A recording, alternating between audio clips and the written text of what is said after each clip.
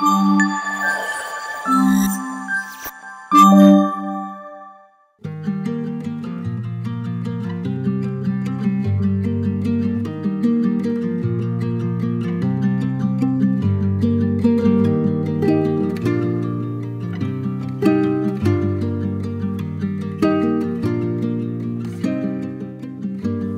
Books అని ఇలా పడేశావు?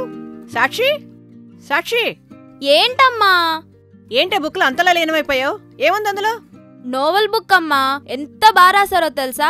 Last ending అయితే సూపర్. ఆ థాట్ ఎలా వచ్చిందో అసలు. ఏంటి మెడికల్ బుక్స్ కన్నా నావెల్ బుక్స్ మీద ఇంట్రెస్ట్ బాగా పెరిగింది? నాకు నోవెల్స్ చదవడం అన్నా రాయడం అన్నా చాలా ఇష్టం అమ్మా. ఒక నోవెల్ బుక్ కూడా రాసాను తెలుసా. కానీ కానీ ఏంటి అంత ఇష్టమైనప్పుడు ఎందుకు ఆలోచిస్తున్నావు? సాక్షి, సాక్షి, ఓ ఇక్కడున్నావా? నీకోసం కావలసిన మెడికల్ బుక్స్ తీసుకొచ్చాను, సరిపోతాయేమో చూడు. సరిపోతాయి నాన్న. అది మంచిగా చదువుకొని ఇయర్ నీట్ ఎగ్జామ్ టాప్ తెచ్చుకో. ఆ సుబ్బారావు గారు కూతురు జస్ట్ పాస్ అయిందంతే, పార్టీ ఇచ్చి పెద్ద గొప్పలు చెప్తున్నాడు. నువ్వు ఎగ్జామ్లో టాప్ తెచ్చుకోమ్మా, పండగే చేస్తాను. ఓకే, చదువుకో అమ్మా.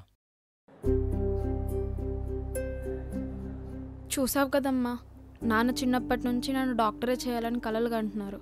కానీ నాకు చిన్నప్పుడు బ్లడ్ చూస్తేనే ఫీవర్ వచ్చింది. అలాంటిది డాక్టర్ అంటే నా వల్ల కాదు. అది నాన్నకు చెప్పాలంటే భయం. అలాంటిది రైటర్ అవుతా, నావెల్స్ రాస్తా అని ఎలా చెప్పగలను అనుకుంటున్నావమ్మా? ఏమోనే, నీ పరిస్థితి చూస్తుంటే ఏం చెప్పాలో తెలియట్లేదు. నువ్వు మీ నాన్న చూసుకోండి.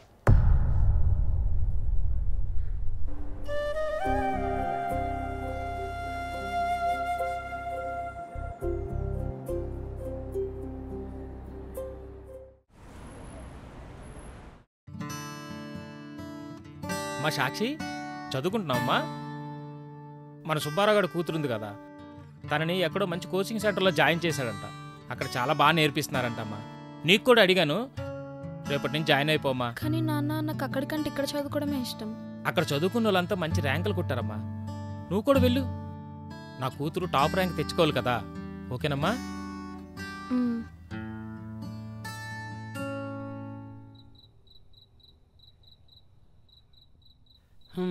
ఏంటి సాక్షి, వచ్చేసావా? సార్ ఎవరు రాలేదు, నేనే ఫస్ట్ వచ్చానా? లేదు సాక్షి, మీ నాన్న నీకు స్పెషల్ క్లాస్ తీసుకోమన్నాడు.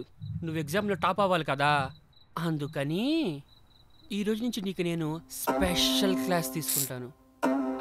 మీ నాన్నకి నీ మీద చాలా హోప్స్ ఉన్నాయి, నువ్వు నీట్ ఎగ్జామ్స్లో టాప్ అవ్వాలని. నీకు విషయం తెలుసా, నా దగ్గర కోచింగ్ తీసుకున్న స్టూడెంట్స్ అందరూ నీట్ ఎగ్జామ్లో టాప్ వచ్చారు. అది ఎలాగో తెలుసా? ఎగ్జామ్కి ఒకరోజు ముందు ఎగ్జామ్ పేపర్ లీక్ అయ్యి నాకు వస్తుంది. వాళ్ళు చదువుకొని టాప్ అవుతారు.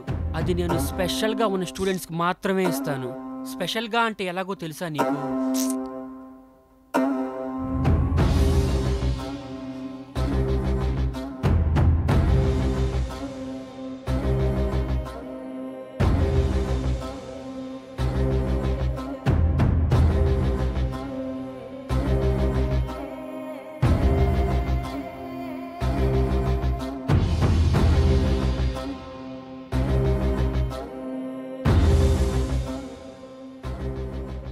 నాకు చాలా భయంగా ఉందమ్మా, నా లైఫ్ ఏమవుతుందో అని.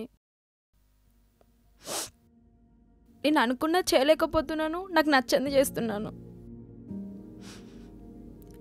ఇంకా నాన్న చెప్పడానికి కోచింగ్కి వెళ్తే అక్కడేమో అలా ఉంది. ఇంకేం చేయాలమ్మా నేను? సాక్షి, ఊరుకో అమ్మా, ఊరుకో.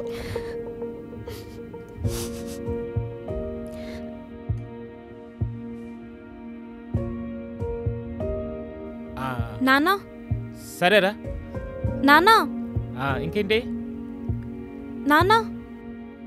ఏంటమ్మా, ఇంకా కోచింగ్ సెంటర్కి వెళ్ళలేదా? టైం అవుతుంది, వెళ్ళు. ఓకేరా, వస్తా.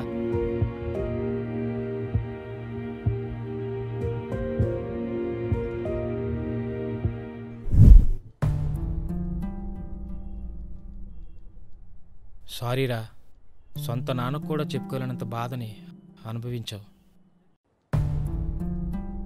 సుబ్బారావు గారు వాళ్ళ అమ్మాయి కోచింగ్ సెంటర్ సార్ మీద హెరాస్మెంట్ చేశాడని కేసు పెట్టింది. ఆ విషయం ఎవరో చెప్తే గానీ వాడికి తెలీదు. అలానే నేను కూడా ఉన్నానని ఈరోజే తెలిసింది. మీ అమ్మతో మాట్లాడాను, మొత్తం చెప్పింది. ఎందుకురా నా కోసం కనీసం అన్నదానికి అడ్డు చెప్పలేదు. నీకు ఇష్టం లేకపోయినా డాక్టర్ చదువుతానన్నావు. నేను చెప్పానని ఎంత బాధనైనా భరించావు. కనీసం నేను చెప్పిన దానికి కూడా నేను చెయ్యను నాన్న అని ఎదురు చెప్పలేదు. ఎలా చెప్తాను నాన్న? ఎప్పుడు వీళ్ళ కూతురు అలా చేసింది, వాళ్ళ కూతురు అలా చేసిందని నువ్వు కూడా చేయని నీకు ఇష్టం వచ్చింది చెప్తావు. కానీ నన్ను ఎప్పుడైనా అడిగావా నీకేం చేయాలని ఉందని?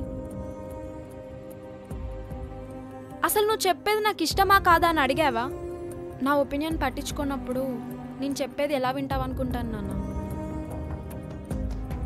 నాకు ఇప్పుడే అర్థమవుతుందమ్మా.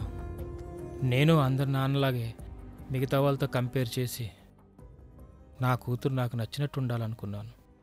నువ్వు మెడిసిన్ చేయనవసరం లేదు, నీకు నచ్చినట్టే రైట్ అవ్వు. నీకేది చేయాలనిపిస్తుందో అదే చెయ్యి. నా కూతురు కష్టం చెప్పుకోవాలంత దూరంలో ఉన్నానని తెలుసుకోలేకపోయాను. నీ సంతోషం కన్నా నాకేది ఎక్కువ కాదు. థ్యాంక్స్ నాన్న.